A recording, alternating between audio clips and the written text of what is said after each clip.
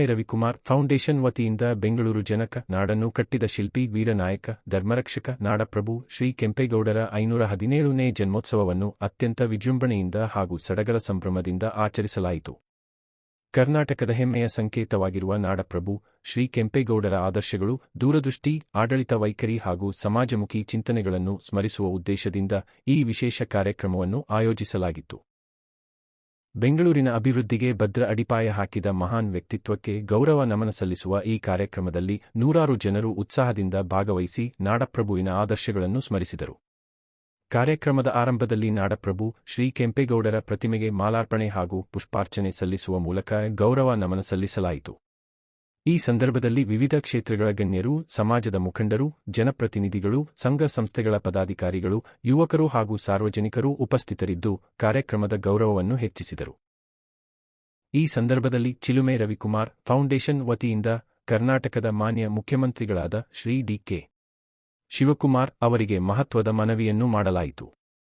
ಬೆಂಗಳೂರಿನ ಐತಿಹಾಸಿಕ ಅವೆನ್ಯೂ ರಸ್ತೆ, ಚಿಕ್ಕಪೇಟೆ ಪ್ರದೇಶದಲ್ಲಿ ನಾಡಪ್ರಭು ಶ್ರೀ ಕೆಂಪೇಗೌಡರ ಭವ್ಯ ಪ್ರತಿಮೆಯನ್ನು ನಿರ್ಮಿಸಿ ಅವರ ಐತಿಹಾಸಿಕ ಪರಂಪರೆ ಹಾಗೂ ಬೆಂಗಳೂರಿನ ನಿರ್ಮಾಣದಲ್ಲಿ ಅವರು ನೀಡಿದ ಅಮೂಲ್ಯ ಕೊಡುಗೆಯನ್ನು ಮುಂದಿನ ಪೀಳಿಗೆಗೆ ಪರಿಚಯಿಸುವ ಶಾಶ್ವತ ಸ್ಮಾರಕವನ್ನು ನಿರ್ಮಿಸಬೇಕೆಂದು ಸರ್ಕಾರವನ್ನು ಆಗ್ರಹಿಸಲಾಯಿತು.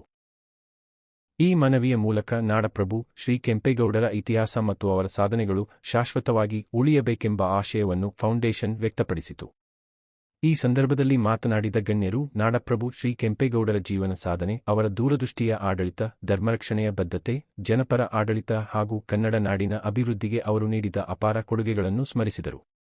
ಇಂದಿನ ಯುವಜನತೆ ಕೆಂಪೇಗೌಡರ ಆದರ್ಶಗಳನ್ನು ತಮ್ಮ ಜೀವನದಲ್ಲಿ ಅಳವಡಿಸಿಕೊಂಡು ಸಮಾಜಮುಖಿ ಕಾರ್ಯಗಳಲ್ಲಿ ತೊಡಗಿಸಿಕೊಳ್ಳಬೇಕು ಎಂದು ಕರೆ ನೀಡಿದರು.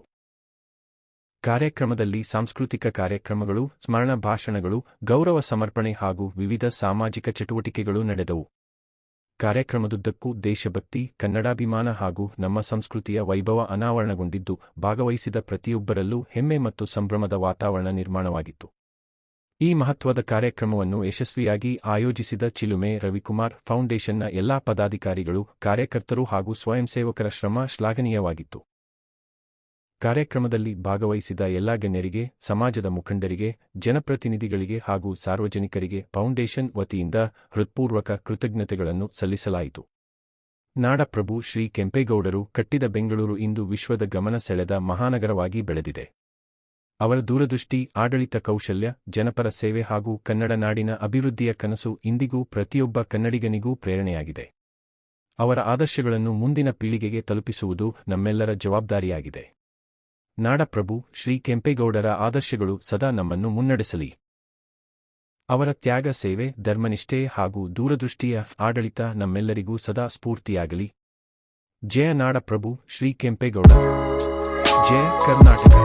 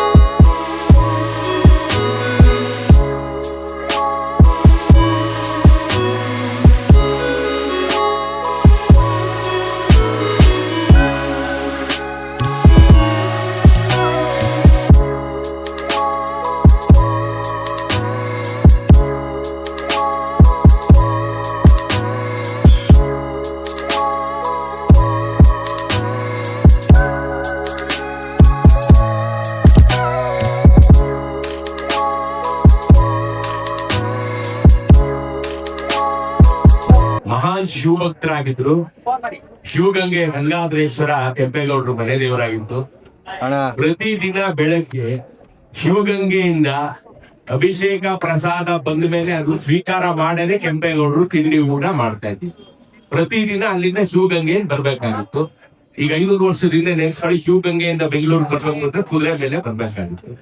ಇಂಥದ್ದೇ ಒಂದು ಮಳೆಗಾಲದಲ್ಲಿ ಆಗೆಲ್ಲ ಮಳೆ ಅಂತಂದ್ರೆ 2 ದಿನ 3 ದಿನ ಮಳೆ, ಇವತ್ತಿನ ತರ ಅರ್ಧ ಗಂಟೆ 1 ಗಂಟೆ ಅಲ್ಲ, 1-2 ದಿನ ಸಂಪೂರ್ಣ ಮಳೆ ಇಳ್ಕೊಳ್ಳಾಗಿ ಶಿವಗಂಗೆಯಿಂದ ಪ್ರಸಾದ ಬರದೇ ಹೋಯ್ತು. ಕೆಂಪೇಗೌಡರು ಪ್ರಸಾದ ಇಲ್ಲದೆ ಉಪವಾಸ ಇತ್ತು. ನಾನು ಪ್ರಸಾದ ಇಲ್ಲೇ ನಾನು ಊಟ ಮಾಡುದಿಲ್ಲ ಅಂತ ಹೇಳಿ. ಆಗ ಅವತ್ತಿನ ರಾತ್ರಿ ಈಶ್ವರ ಕೆಂಪೇಗೌಡರು ಕನಸಲ್ಲಿ ಬಂದು, ಕೆಂಪೇಗೌಡ್ರೆ, ನಾನು ಶಿವಗಂಗೆಯಲ್ಲಿ ಮಾತ್ರ ಇಲ್ಲ, ನಿಮ್ ಮನೆ ಪಕ್ಕದಲ್ಲೇ ಇದ್ದೀನಿ, ಬನ್ನಿ ನೋಡಿ ಎಂದಾಗಿ ಶಿವ ದೇವರು ಹೇಳಿದಂತ ಒಂದು ಮಾರ್ಗವನ್ನ ಹುಡ್ಕೊಂಡು ಹೋದಾಗ ಅವ್ರಿಗೆ ಒಂದು ಗವಿ ಒಳಗೆ ಅದೇ ಗಂಗಾಧರೇಶ್ವರ ಕಾಣಿಸಿ ಆ ದೇವಸ್ಥಾನವನ್ನ ಪುನರುಜ್ಜೀವನ ಮಾಡಿಸಿ ಆ ದೇವಸ್ಥಾನದ ಹೆಸರಲ್ಲಿ ಒಂದು ಊರು ಕಟ್ಟಿದ್ರು. ಅದೇ ಗವಿ ಗಂಗಾಧರೇಶ್ವರ. ಅವ್ರು ಕಟ್ಟಿಸಿದಂತ ಊರು ಗವಿ ಗಂಗಾಧರೇಶ್ವರ ಪುರ.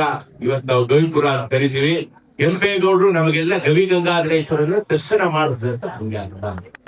ಗವಿ ಗಂಗಾಧರೇಶ್ವರ ಇವತ್ತೇ ನಾವು ನೋಡ್ತಾ ಇದೀವಲ್ಲ, ಅದು ಕೆಂಪೇಗೌಡರು ಅದನ್ನ ತಂದ್ಬಿಟ್ರು. ಅಂತ ಮಹಾನ್ ಶಿವಭಕ್ತ, ಅಂತ ಮಹಾನ್ ಧರ್ಮನಿಷ್ಠ ಕೆಂಪೇಗೌಡರು, ಕೃಷ್ಣದೇವರಾಯರ ಸೋದರ ಅಂತ ಅಚ್ಯುತರಾಯರು ಕೆರಗಾಗಿ ಇಂಥದೊಂದು ಆಡಳಿತ ನಾನು ಕೊಡಕ್ಕಾಗ್ಲಿಲ್ವಲ್ಲ ಅಂತೇಳಿ ಧರ್ಮವೀರ ಕೆಂಪೇಗೌಡರು ಬಿರುದು ಕೊಟ್ರು. ಇಂಥ ಕೆಂಪೇಗೌಡರನ್ನ ನಾವು ಈ ವರ್ಷಕ್ಕೆ 2 ದಿನ ನೆನೀತಾ ಇದೀವಿ. ಜೂನ್ 27 ಮತ್ತೆ ಬೆಂಗಳೂರು ಕಟ್ಟಿದಂತ ಸಂಕ್ರಾಂತಿ ದಿನ ಅವತ್ತು ನೆನಿಬೇಕು ನಾವು. ಆದ್ರೆ ಬೆಂಗಳೂರಲ್ಲಿರೋ ನಾವೆಲ್ಲ ಕೆಂಪೇಗೌಡರನ್ನ ಪ್ರತಿ ದಿನ ನೆನಿಬೇಕು. ಇವತ್ತು ನಮ್ಗೆ ನೀರು, ನೆರಳು, ಅನ್ನ ಇವತ್ತು ಏನ್ ನಾವು ಬೆಂಗಳೂರಲ್ಲಿ ಊಟ ಮಾಡ್ತಾ ಇದೀವಿ, ಅದಕ್ಕೆ ಕೆಂಪೇಗೌಡರ ಕಾರಣ ಅಂತ ಹೇಳ್ತಾ, ಕೆಂಪೇಗೌಡರ ಜಯಂತಿಯಿಂದ ಎಲ್ಲಾರ್ಗೂ ಕೆಂಪೇಗೌಡರ ಆಶೀರ್ವಾದ, ಗವಿ ಗಂಗಾಧರೇಶ್ವರನ ಆಶೀರ್ವಾದ, ತಾಯಿ ಚಾಮುಂಡೇಶ್ವರಿ ಆಶೀರ್ವಾದ ಎಲ್ಲಾದ್ಮೇಲೆ ಇರ್ಲಿ ಅಂತ ನಾನು ಕೇಳ್ಕೊತೀನಿ. ಎಲ್ಲಾರ್ಗು ನಮಸ್ಕಾರ. ಚಿಲ್ಮೆ ರವಿಕುಮಾರ್ ಫೌಂಡೇಶನ್ ಅವರು ಈ 2 ವರ್ಷದಿಂದ ಇದನ್ನ ಬಹಳ ಇದ್ದೂರಿಯಾಗಿ ಆಚರಣೆ ಮಾಡ್ಕೊಂಡ್ ಬರ್ತಾ ಇದಾರೆ. ಕೆಂಪೇಗೌಡರ ಆಶೀರ್ವಾದ ಇವ್ರ ಮೇಲೆ ಇರ್ಲಿ. ಈ 2 ವರ್ಷ ಇರೋದು 200 ವರ್ಷ ಆಗ್ಲಿ, ಇನ್ನೂ ಹೆಚ್ಚಿಗೆ ಒಂದು ವಿಜೃಂಭಣೆಯಿಂದ ಮಾಡೋಂಗಾಗ್ಲಿ, ಸರ್ಕಾರ ಈ ಕೆಂಪೇಗೌಡರ ಜಯಂತಿನ ಇನ್ನಷ್ಟು ವಿಜೃಂಭಣೆಯಿಂದ ಮಾಡೋಂಗಾಗ್ಲಿ ಅಂತ ನಾನು ಕೇಳ್ಕೊತೀನಿ. ರವಿಕುಮಾರ್ ಅವ್ರಿಗೆ, ತಾಯಿ ಚಾಮುಂಡೇಶ್ವರಿ ಎಲ್ಲ ತಂಡದವ್ರಿಗೆ ತಾಯಿ ಚಾಮುಂಡೇಶ್ವರಿ ಒಳ್ಳೇದ್ ಮಾಡ್ತೀನಿ.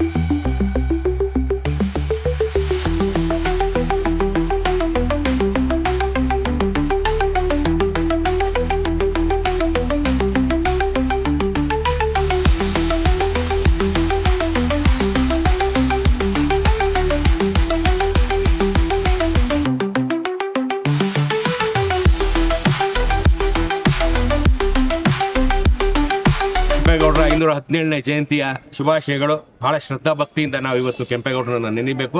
ಕೆಂಪೇಗೌಡರು ಈ ಭೂಮಿ ಮೇಲೆ ಹುಟ್ಟಿದ್ದು ನಮ್ಮಂಥ ಮಾನವರನ್ನು ಉದ್ಧಾರ ಮಾಡೋದಕ್ಕೆ, ನಮ್ಮನ್ನೆಲ್ಲ ಉದ್ಧಾರ ಮಾಡಲಿಕ್ಕಾಗಿ ಕೆಂಪೇಗೌಡರು ಈ ಭೂಮಿಯ ಮೇಲೆ ಜನಿಸಿದ್ರು. ಇಂಥ ಒಂದು ಸ್ವರ್ಗ ಸಮಾನವಾದಂಥ ಬೆಂಗಳೂರನ್ನ ಕೊಟ್ಟಿದ್ರು. ಬೆಂಗಳೂರಿನ ಗ್ರಾಮ ದೇವತೆ ಆದಂಥ ಅಣ್ಣಮ್ಮನನ್ನ ಸ್ಥಾಪನೆ ಮಾಡಿದ್ರು. ಅವಳ ಪಾದಕ್ಕೆ ಒಂದು ಕೆರೆಯನ್ನು ಕಟ್ಟಿದ್ರು.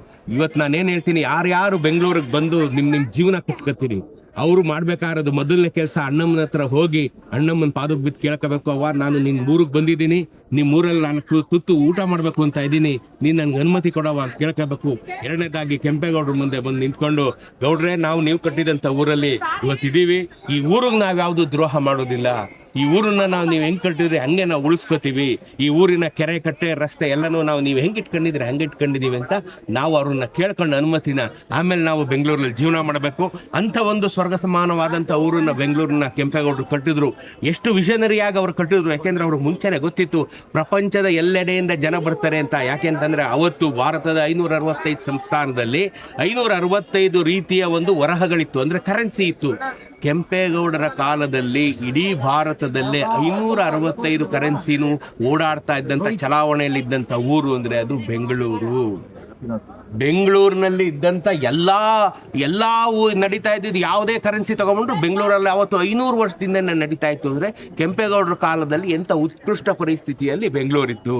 ಬೆಂಗಳೂರೇನು ಇವತ್ತು ನೀವು ಕಟ್ಬಿಟ್ಟು ಬೆಂಗಳೂರು ಆಗೋಗ್ಲಿಲ್ಲ, IT ಬಂದ್ಬಿಟ್ಟು ಬೆಂಗಳೂರು ಆಗೋಗ್ಲಿಲ್ಲ. ಕೆಂಪೇಗೌಡರು ಕಟ್ಟಿದಾಗ್ಲೇ ಇದು ಅವತ್ತು ಜಗತ್ತಿನಾದ್ಯಂತ ಪ್ರಖ್ಯಾತಿಯನ್ನು ಹೊಂದಿದ್ದಂಥ ಊರು ಬೆಂಗಳೂರಾಗಿತ್ತು. ಅಂಥ ಒಂದು ಊರನ್ನ ಕಟ್ಟಿದಂಥವ್ರು ಕೆಂಪೇಗೌಡರು. ನಾವು ಯಾವುದೇ ಕಾರಣಕ್ಕೆ ಕೆಂಪೇಗೌಡರನ್ನ ಮರೆತರೆ ನಾವು ಬೆಂಗಳೂರಿಗೆ ದ್ರೋಹ ಮಾಡ್ದಂಗೆ, ನಾವು ದ್ರೋಹ ಮಾಡ್ದಂಗೆ. ಇವತ್ತು ನಾನು ಏನು ಹೇಳ್ತೀನಿ, ಇದ್ರ ಮೂಲಕ ಎಲ್ಲ ಜನತೆಗೆ, ನಾನು ಬೆಂಗಳೂರಲ್ಲಿ ವಾಸ ಮಾಡೋ ಎಲ್ಲ ಜನತೆಗೆ ಒಂದು ಕರೆ ಕಟ್ತೀನಿ. ನಿಮ್ಮ ಮನೆಗಳಲ್ಲಿ ಒಂದು ಕೆಂಪೇಗೌಡರ ಫೋಟೋವನ್ನು ಇಟ್ಟು ನಿಮ್ಮ ಮನೆ ದೇವ್ರಿಗೆ ಯಾವಾಗ ಒಂದು ಹೂ ಹಾಕ್ತೀರಾ, ಪಕ್ಕದಲ್ಲಿ ಕೆಂಪೇಗೌಡರಿಗೂ ಒಂದು ಹೂ ಹಾಕಿ, ನಿಮ್ಮಿಂದ ಇವತ್ತು ನಾನು ಈ ಊರಲ್ಲಿ ಬದುಕ್ತಾ ಇದ್ದೀನಿ ಕೆಂಪೇಗೌಡ್ರೆ ಅಂತ ಅವ್ರಿಗೆ ನಮಸ್ಕಾರ ಮಾಡ್ಬಿಟ್ಟು ನಿಮ್ಮ ಮನೆಗೆ ನಿಮ್ಮ ಕೆಲಸಗಳಿಗೆ ಹೋಗಬೇಕು. ಕೆಂಪೇಗೌಡ ಜಯಂತಿಯ ಶುಭಾಶಯಗಳು. ಚಿಲುಮೆ ರವಿಕುಮಾರ್ ಮತ್ತು ಫೌಂಡೇಶನ್ ಅವರು ಇಂಥದ್ದೊಂದು ಅದ್ಭುತವಾದಂಥ ಕಾರ್ಯಕ್ರಮ, ಈ ಪರಿಕಲ್ಪನೆ ಅವ್ರು ನನಗೆ ಹೇಳಿದಾಗಲೇ ನಾನೇ ಒಂಥರ ಶಾಕ್ ಆಗ್ಬಿಟ್ಟೆ. ಏನಪ್ಪ ಈ ಕಥೆನ ಇವರು ನೆಲದ ಮೇಲೆ ತರ್ತಾವ್ರಲ್ಲ, ಇವತ್ತು ಬೆಂಗಳೂರು ಕೆಟ್ಟದಂಥ ಕಥೆನ ನೆಲದ ಮೇಲೆ ತಂದಂಥ ಹಿಸ್ಟ್ರಿನ ಪುನರಾವರ್ತನೆ, ಇತಿಹಾಸನ ಪುನರಾವರ್ತನೆ ಮಾಡ್ತಿದ್ದಂಥ ಚಿಲುಮೆ ರವಿಕುಮಾರ್ ದೃಢ ಸಂಕಲ್ಪಕ್ಕೆ ಕೆಂಪೇಗೌಡರೇ ಆಶೀರ್ವಾದ ಮಾಡಿರೋದು. ತಾಯಿ ಅಣ್ಣಮ್ಮನ ಆಶೀರ್ವಾದ ಮಾಡಿದ, ತಾಯಿ ಚಾಮುಂಡೇಶ್ವರಿನ ಆಶೀರ್ವಾದ ಮಾಡಿದ್ದಾರೆ. ಇಂಥದ್ದೊಂದು ಕಾರ್ಯಕ್ರಮವನ್ನು ಬಹಳ ವಿನೂತನವಾಗಿ ನಡೆಸ್ಕೊಂಡು ಎಲ್ಲರಿಗೂ ಇದು ಗೊತ್ತಾಗಬೇಕು, ನಾವು ಪ್ರತಿಯೊಂದನ್ನು ಹೆಮ್ಮೆಯಿಂದ ನೆನೆಯಬೇಕು ಅನ್ನೋದಕ್ಕೆ ಬಹಳ ಸೊಗಸಾಗಿ ಒಂದು ಕಾರ್ಯಕ್ರಮ ಮಾಡ್ತಾ ಇದ್ದಾರೆ. ತಾಯಿ ಚಾಮುಂಡೇಶ್ವರಿ, ಚಿಲುಮೆ ರವಿಕುಮಾರ್ ಮತ್ತು ಫೌಂಡೇಶನ್ ಇವರೆಲ್ಲ ಸೋದರರಿಗೆ ಒಳ್ಳೇದು ಮಾಡಲಿಕ್ಕೆ ನಮಸ್ಕಾರ. ಸಮಸ್ತ ಈ ಒಂದು ಕನ್ನಡದ ನೆಲದಲ್ಲಿ ಬೆಂಗಳೂರಿನಲ್ಲಿ ವಾಸ ಮಾಡ್ತಿರುವಂತಹ ಕುಲಕೋಟಿ ಕನ್ನಡಿಗರಿಗೆಲ್ಲರಿಗೂ ಮೇಡಮ್ ಕೆಂಪೇಗೌಡರ ಜನ್ಮದಿನಾಚರಣೆಯ ಶುಭಾಶಯಗಳು. ನಾವೆಲ್ಲರೂ ಈ ಒಂದು ಬೆಂಗಳೂರಿನಲ್ಲಿ ಕೆಲವರು ಅನ್ನ, ಉದ್ಯೋಗ ಮತ್ತೆ ಹಲವಾರು ರೀತಿಯ ಕೆಲಸಗಳನ್ನು ಹುಡುಕೊಂಡು ಜೀವನವನ್ನ ಮಾಡುವಂಥ ಒಂದು ಉದ್ದೇಶದಿಂದ ನಾವೆಲ್ಲರೂ ಬೆಂಗಳೂರಿಗೆ ಬಂದಿದ್ದೀವಿ. ಮತ್ತೆ ಹಲವಾರು ಇಲ್ಲೇ ನೂರಾರು ವರ್ಷಗಳ ಕಾಲದಿಂದ ಇಲ್ಲೇ ಹಲವಾರು ಜನ ಸಾರ್ವಜನಿಕರು ಇಲ್ಲೇ ವಾಸವಾಗಿದ್ದಾರೆ. ಎಲ್ಲರೂ ಇವತ್ತು ನಾವು ಕೆಂಪೇಗೌಡರವರನ್ನ ಸ್ಮರಿಸ್ಕೊಳ್ಳುವಂಥ ದಿನ.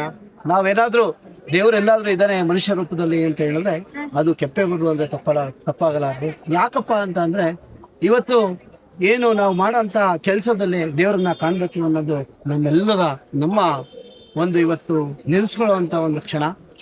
ಇಂತಹ ಒಂದು ಸುಪ್ರಸಿದ್ಧವಾದಂತಹ ಜಗತ್ತಿನಲ್ಲಿ ಶ್ರೇಷ್ಠವಾಗಿ ವೇಗವಾಗಿ ಬೆಳೀತಿರುವಂತಹ ಉದ್ಯಾನ ನಗರಿಯ ಹಲವಾರು ಪೇಟೆಗಳನ್ನು ನಿರ್ಮಾಣ ಮಾಡಿ ವ್ಯಾಪಾರ ವೈವಿಧ್ಯವನ್ನ ಏನು ಸಾರ್ವಜನಿಕರಿಗೆ ತಲುಪುವಂಥದ್ದು ಏನು ನಾವೆಲ್ಲ ಇವತ್ತು ಹಳ್ಳಿಗಳಲ್ಲಿ ಸಂತೆಗಳ ಥರ ಯಾವ ರೀತಿ ನೋಡ್ತೀವಿ, ಇದನ್ನ 500 ವರ್ಷಗಳ ಹಿಂದೆನೆ ಈ ಒಂದು ಸ್ಥಳದಲ್ಲಿ ಕೆಂಪೇಗೌಡರವರ ದೂರದೃಷ್ಟಿಯಿಂದ ಇಂತಹ ಒಂದು ನಾಡನ್ನ, ಗಂಧದ ನಾಡಿನಲ್ಲಿ ಚಂದದ ವ್ಯಾಪಾರವನ್ನ ಮಾಡುವಂತ ಉದ್ದೇಶದಿಂದ ಈ ಒಂದು ಗಂಧದ ನಾಡಿನಲ್ಲಿ ಚಂದದ ವ್ಯಾಪಾರವನ್ನ ಮಾಡಿ ಸಮೃದ್ಧಿಯಾಗಿ ವ್ಯವಸಾಯ ಮಾಡಿರುವಂತಹ ದವಸ ಧಾನ್ಯಗಳನ್ನ ವಿಶ್ವದಾದ್ಯಂತ ಎಲ್ಲ ನಗರಗಳಿಗೆ ವ್ಯಾಪಾರ ಮಾಡುವಂತ ಒಂದು ಕೇಂದ್ರವನ್ನ ಮಾಡಿದಂತಹ ಪುಣ್ಯಾತ್ಮನಿಗೆ ನಾವೆಲ್ಲರೂ ಧನ್ಯವಾದಗಳನ್ನ ಸಮರ್ಪಿಸುತ್ತಾ, ಇಂತಹ ಒಂದು ಕೆಂಪೇಗೌಡರನ್ನ ನಾವೆಲ್ಲರೂ ಪ್ರತಿ ಮನೆಗಳಲ್ಲಿ, ಪ್ರತಿ ಹಳ್ಳಿಗಳಲ್ಲಿ, ಗಲ್ಲಿಗಳಲ್ಲಿ, ಮನೆಗಳಲ್ಲಿ, ಕುಟುಂಬಗಳಲ್ಲಿ ಎಲ್ಲ ಸೇರಿಕೊಂಡು ಹಬ್ಬಗಳನ್ನ ಮಾಡೋಣ.